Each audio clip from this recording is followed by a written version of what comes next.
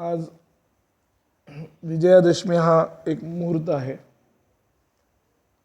या विजयादशमीच्या निमित्तानं मुहूर्ताचा जर विचार केला तर 3.5 मुहूर्त आपण प्रमुख असे समजतो. त्यात विजयादशमी, त्याच्यानंतर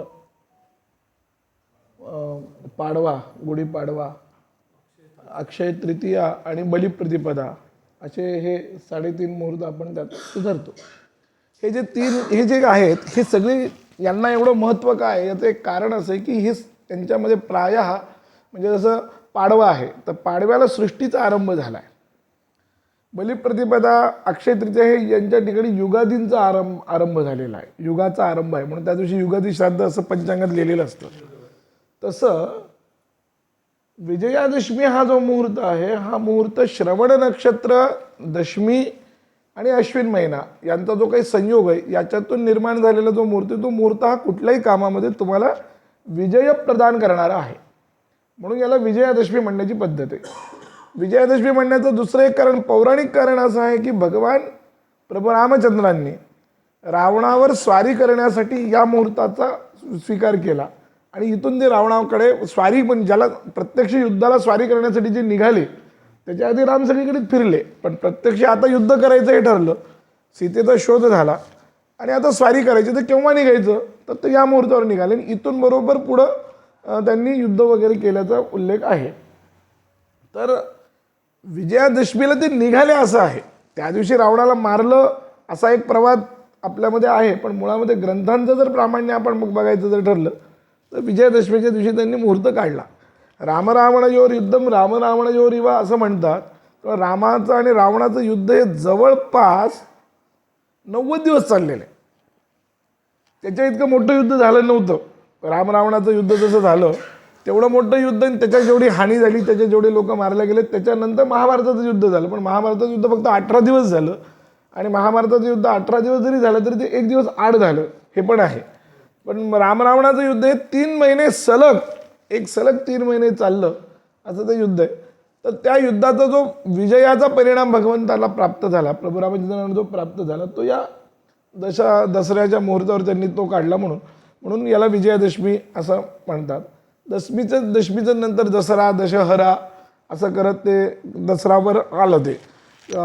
आणि कलकत्ता किंवा बंगालमध्ये आजच्या दिवशी फार महत्त्वाचं आहे, कारण विजयादशमीला भगवतींना सुद्धा जे युद्ध केलेले आहेत, चंडमुंड निशुंभ वगैरे यांचं जे युद्ध झालेलं आहे ते या दसऱ्याच्या दिवशीच भगवतीला विजय प्राप्त झालेला आहे. असे अनेक पौराणिक कारणं आजच्या या मुहूर्ताला कारणीभूत आहेत. दुसरं, दर्शनशास्त्रांच्या दृष्टीने करता आज मध्वाचार्य जयंती पण आहे. भारतामध्ये जेवढी दर्शनं झाली साधारणपणे 6 आस्तिक आणि 6 नास्तिक ही स्थूल मानानं, तशी एकंदरीत दर्शन संख्या ही 16 तर प्रमुख आहे. कारण सर्वदर्शन संग्रह नावाचा जो ग्रंथ आहे, माधवाचार्य म्हणजे विद्यारण्य स्वामी यांनी जो लिहिलेला ग्रंथ आहे, तो त्याच्यामध्ये त्यांनी 16 दर्शनं लिहिली. 4 शैवांची दर्शनं आहेत आणि बाकी. तर आधुनिक लोक, आधुनिक अभ्यासक जे आहेत ते आपल्या भारतीय दर्शनांचा अभ्यास करताना त्यांच्यात 2 विभागणी करतात. एक आदर्शवादी तत्त्वज्ञान आणि यथार्थवादी तत्त्वज्ञान. आदर्शवादी दर्शन आणि यथार्थवादी दर्शन. त्यात बौद्ध आणि अद्वैत हे आदर्शवादी तत्त्वज्ञानामध्ये येतं आणि मध्वाचार्यांनी जे तत्त्वज्ञान मांडलं ते यथार्थवादी आहे. चार्वाक जसं यथार्थवादी, चार्वाकाचं काही वेळ का विना स्थूल मानानं जर विचार करायला गेलं तर चार्वाकात आपल्याला पटायला लागतं. कारण काय, ते एकदम तो वास्तवाला धरून आणि वरवर जे दिसतं त्याला धरून तो बोलतो, तो जसा यथार्थवादी आहे. अगदी तसंच मध्वाचार्य सुद्धा यथार्थवादी आहेत की ते द्वैत मानणारे आहेत. भगवंताचं आणि भक्ताचं हे कायम द्वैत राहतं, ते कधीच अद्वैत होऊ शकत नाही, एक येऊ शकत नाही. अशा प्रकारचं त्यांनी दर्शन मांडलेलं आहे जे सामान्यपणे माणसाच्या बुद्धीला पटू शकतं सामान्यपणे, म्हणून त्याला यथार्थवादी अशी आधुनिक लोकांनी विचारसरणी केली. द्वैत दर्शनाच्या निमित्तानं असं आहे की मध्वाचार्यांचा हा जो अवतार आहे तो वायूचा अवतार असं त्यांच्या संप्रदायामध्ये, मध्व संप्रदायामध्ये मान्यता आहे. आणि हा वायूचा अवतार का झाला याची कारणमीमांसा करत असताना जे आपल्याला लक्षात येतं ते त्याचं कारण असं आहे की ही जी सगळी दर्शनं झाली, महत्त्वाचं एक लक्षात घेतलं पाहिजे की ही सगळी जी दर्शनं आहे ती त्या काळामध्ये ती गरज होती म्हणून निर्माण झालेली आहे, हे लक्षात घ्या. कारण नाही ते मनोयो भ्रांता हा सर्वज्ञत्वात तेषाम असं मधुसूदन सरस्वतींनी प्रस्थान रक्षण नावाच्या ग्रंथातही म्हटलेलं आहे आणि महिम्नावर लिहिलेल्या टीकेतही त्यांनी म्हटलेलं आहे की ही सगळी जी दर्शनशास्त्राची परंपरा आहे, प्रत्येकजण वेगळे सांगतं की नाही. आपण म्हणतो प्रत्येकजण वेगळं सांगतं, कोणी काय म्हणतं कोणी काय म्हणतं, एक जण 16 पदार्थ सांगतं, एक जण 7 पदार्थ सांगतं, एक जण जग खोटं आहे म्हणून सांगतं, एक जण जग नाहीच म्हणून सांगतं, एक जण जग खरं आहे म्हणून सांगतं. मग हे सगळं पाहिल्यानंतर यांच्यामध्ये मग हे काही सुंदोपसुंद आहे का? सुंदोपसुंद जसे 2 राक्षस होते, त्या 2 राक्षसांना असं वरदान होतं ब्रह्मदेवाचं की तुम्ही जर परस्पर भांडला नाही तर जगावर अजय व्हाल. म्हणून त्यांना भांडण्यासाठी म्हणून भगवंताने एक माया निर्माण केली, एक स्त्री निर्माण केली आणि त्या स्त्री निर्माण करून त्या दोघांच्यामध्ये भांडण करून त्या दोघांना संपवलं. तेव्हापासून शब्दप्रयोग झाला सुंदोपसुंदी. हा जो शब्दप्रयोग आपल्यामध्ये आहे तो याचा आहे. सुंदोपसुंदी म्हणजे परस्पर एकमेकांमध्ये भांडणं. तसं या दर्शनांच्या मध्ये परस्पर एकमेकांमध्ये भांडणं म्हणजे मध्वाचार्य शंकराचार्यांचं तत्वज्ञान खंडित करतात, शंकराचार्य अजून कोणाचं ते तत्वज्ञान खंडित करतात. हे आपल्याला असं वाटतं की एक सामान्यपणे वरवर पाहता ज्याला संप्रदायाचं आणि परंपरेचं ज्ञान नाही आहे त्याला असं वाटतं ही सुंदोपसुंदी आहे, हे एकमेकाला भांडतच बसतात, बाकी काय करतात असं वाटायला लागतं. पण यात सुंदोपसुंद नाही आहे. तर यात त्या काळामध्ये त्या गोष्टीचं एक महत्त्व आहे. जसं शंकराचार्यांच्या तत्वज्ञानाच्या नंतर झालं काय की लोक मी ब्रह्म म्हणून म्हणायला लागले आणि अद्वैत तत्वज्ञान जर संप्रदायपूर्वक जर शिकलं नाही तर त्याचा परिणाम असाच होतो, अर्धवट लोक तयार होतात.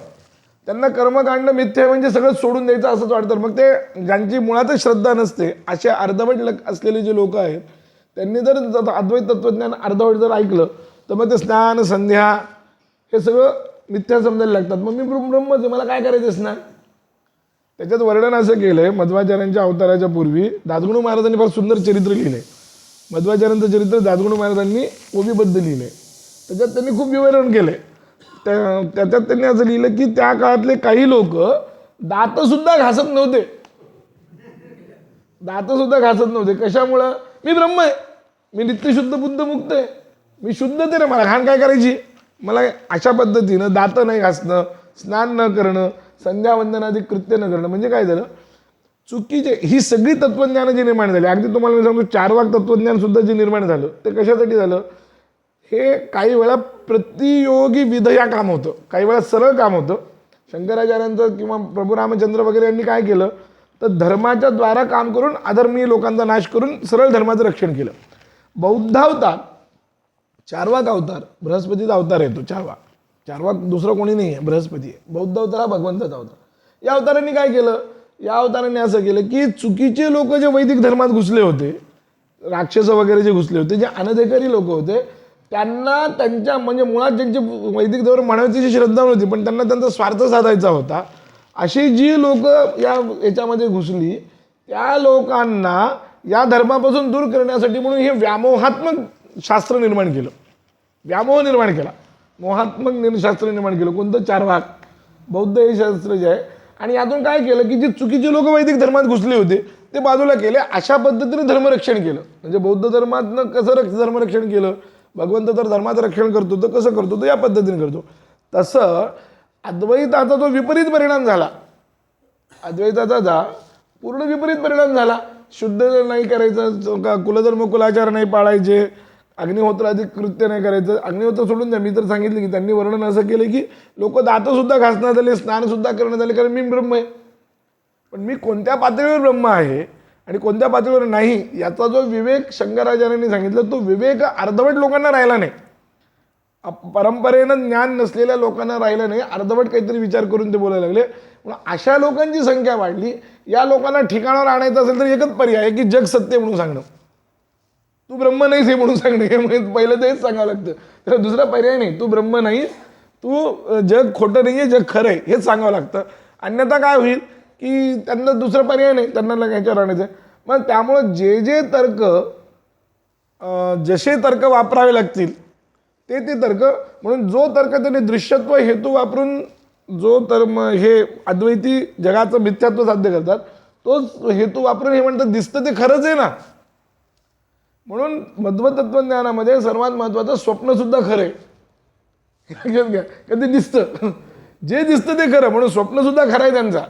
आज खोट्याचं कधीच दिसत. जे म्हणजे वेदांती म्हणतात ना जे दिसतं ते सगळंच खरं नसतं, खोटं पण दिसू शकतं, त्याला उत्तर यांनी दिलं असं होतच नाही, खोटं कधीच दिसू शकत नाही, त्यामुळे जे दिसतं ते खरं आहे हे लक्षात ठेवा. अशा पद्धतीचा जोरदार तर्क त्यांनी मांडला आणि त्या मांडून त्यांनी हे केलं. तर त्यासाठी मध्वाचार्यांचा अवतार आहे. भक्तीचंच महात्म्य, वैदिक कर्माचं, भक्ती म्हणजे वैदिक कर्म सोडून म्हणजे भक्ती नाही आहे हे लक्षात घ्या. भक्ती या शब्दाचा अर्थ आपल्याला भगवंतांनी जे काही कर्तव्य कर्म म्हणून सांगितलेलं किंवा वेदाने जी दिलेली आज्ञा आहे ते जे वैदिक कर्म आहे ते संध्या करणं हीच भक्ती आहे, स्नान करणं हीच भक्ती आहे हे लक्षात ठेवा. ते नियम पाळणं, ते व्रत करणं हीच भक्ती.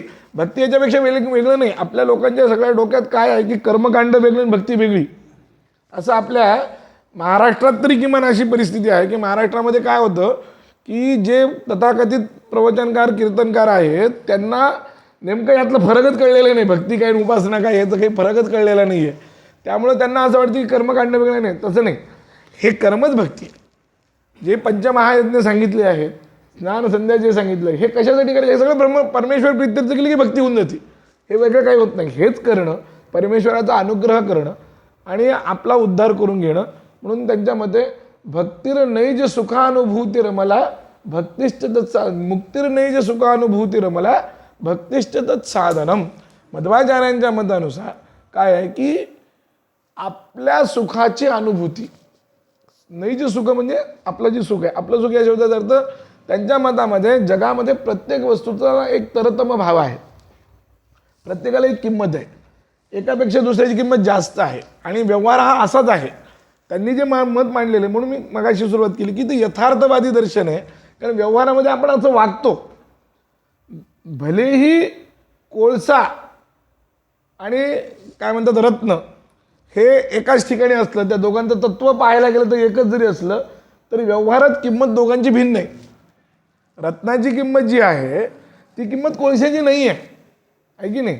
त्यामुळं बरेही तत्व एक असलं तरी व्यवहारता त्याच्यामध्ये भेद जसा आहे, किंवा पृथ्वीत्व हे तत्व सगळ्या म्हणजे सामान्य दगड घ्या, रत्न घ्या, मूढै पाषाणखंडेषु रत्न संज्ञा विधी येते. पाषाणच आहे ना, पुष्कराज जो रत्न आहे किंवा पाचू वगैरे जे रत्न ते काय पाषाणच आहे, पण त्याची किंमत एखाद्या साध्या दगडाला येते का? येत नाही. का? याचं कारण यांच्यात जरी समान तत्व असलं तरी व्यवहारता त्यांची किंमत भिन्न आहे. तसं सगळ्यांचं जरी समान तत्व असलं तरी सुद्धा प्रत्येकाच्या मध्ये भेद आहे, हे तत्वज्ञान त्यांनी मांडलं. व्यवहारता हा प्रत्येकाच्या मध्ये तरतम भाव आहे. आणि मग या ना आत येऊन बसा ना, प्रत्येकाचा जो तरतम भाव आहे तो प्रत्येकाचा, ज्यामुळे मुक्ती शब्दाचा अर्थ ते काय करतात, मुक्ती ही नैज सुखानुभूती, ही निज सुखाची अनुभूती म्हणजे आपल्या अधिकारानुसार आपलं जे सुख आहे ते आपल्याला प्राप्त होणं म्हणजे मुक्ती. माझा जो अधिकार आहे तो प्राप्त झाला पाहिजे, याला म्हणतात ते मुक्ती. मुक्तिर्नैज सुखानुभूती अमला. आणि त्याला काय म्हणाले, अमला भक्ती ही तत्साधनम. निर्मळ भक्ती, अमला म्हणजे मलरहित भक्ती, कापट्यरहित भक्ती म्हणजे सकामता आणि निषिद्ध आचरण हे दोन्ही सोडून असणं म्हणजे अमलत्व. अमलत्व या शब्दाचा अर्थ हा आहे की त्याच्यामध्ये कोणतीही इच्छा न करता अशा पद्धतीने केलेली भक्ती जी ती या मुक्तीचं साधन, हे मध्वाचार्यांनी आपल्याला सांगितलं. तर मध्वाचार्यांचं तत्त्वज्ञान प्रामुख्यानं काय करतंय, तर ज्यांच्यावर अद्वैत तत्त्वज्ञानाचा विपरीत परिणाम झालेला आहे त्यांचं डोकं ठिकाणावर आणते. त्यामुळं अनन्य चिंतयन्तो माम ये जना पर्युपासते, यातली जी अनन्यता गुरुजींनी सांगितली त्यातली एक अंतश्चिंतन आणि ध्येयपरता. मी काल बोलता म्हटलं की ध्येयपरता जे सांगितलं ते ध्येयपरतेसाठी मध्व रामानुज यांच्या भक्तीचं अत्यंत आवश्यक आहे. कारण ती एकांत भक्ती जोपर्यंत असणार नाही तोपर्यंत तुम्ही तुमच्या देवतेशी अनन्य होऊ शकत नाही. तर ती एकांत भक्ती त्यांनी मध्वाचार्यांनी सांगितली. म्हणून त्यांच्यामध्ये नीचोच्च भावंगता, हा सगळे जीव जे ते तरतम भावाने युक्त आहेत, म्हणून ते सगळेच बरोबर आहेत, सगळेच सारखे आहेत असं भोंगळ तत्त्वज्ञान मध्वाचार्यांचं अजिबात नाही, हे लक्षात ठेवा. सगळे कधी सारखे होऊ शकत नाहीत. सगळे सारखं जरी, जसं काय आहे की आत्ता मध्वाचार्यांच्या या तत्त्वज्ञानाचा नीट वापर न झाल्यामुळं आणि अद्वैत किंवा बौद्धांच्या तत्त्वज्ञानाचा चुकीचा वापर झाल्यामुळे भारताची आत्ताची परिस्थिती मी तुम्हाला सांगतो.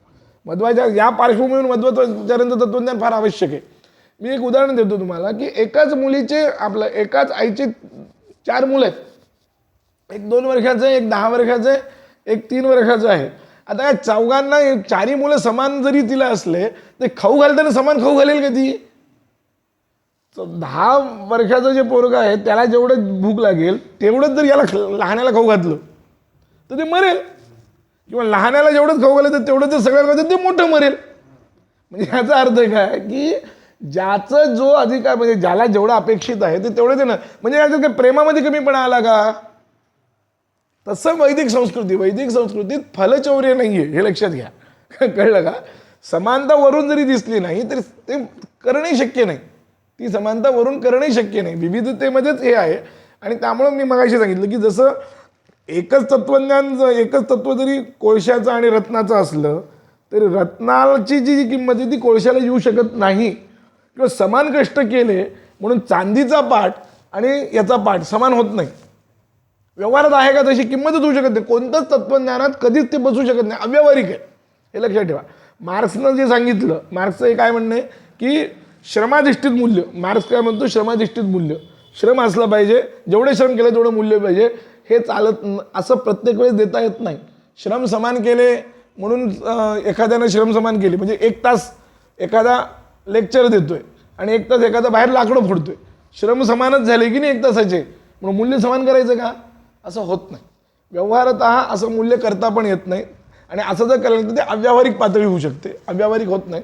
म्हणून व्यवहाराचं जर नीट केलं तर तेच तत्त्वज्ञान टिकतं, तेच दर्शन टिकतं. म्हणून मार्क्सच्या तत्त्वज्ञान ज्या ठिकाणी उत्पन्न झालं त्या ठिकाणी मार्क्सची आणि लेनिनची पुतळी उकडून फेकून दिल्या गेली.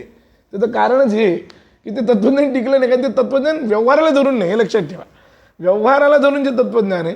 म्हणून मध्वाचार्यांची आवश्यकता काय आहे याचा जर विचार केला, आजच्या पार्श्वभूमीवर मला असं वाटतं की बौद्ध तत्त्वज्ञानाचा आणि अद्वैत तत्त्वज्ञानाचा जो आदर्शवाद आहे तो नीट न समजल्यामुळं भ्रमित झालेले जे लोक आहेत त्या लोकांना ठिकाणावर आणण्यासाठी मध्व तत्त्वज्ञानाचा उपयोग होतो. हे मध्व तत्त्वज्ञानाचं फार महत्त्वाचं काम मध्वाचार्यांनी केलं आणि त्या काळात तीच गरज होती. म्हणून की ज्यांना काही कळलं म्हणून तसे अर्थ करावे लागले, वेदाचा अर्थ तसा करावा लागला, तसे तत्त्वज्ञान निर्माण करावे लागले. हे आज त्यांच्या आपण या दसऱ्याच्या निमित्तानं मध्व जयंती आणि मध्वाचार्यांच्याबद्दल काहीतरी बोला म्हणून यांनी सांगितल्यामुळं मुद्दाहून मध्वाचार्यांचं काय पार आहे.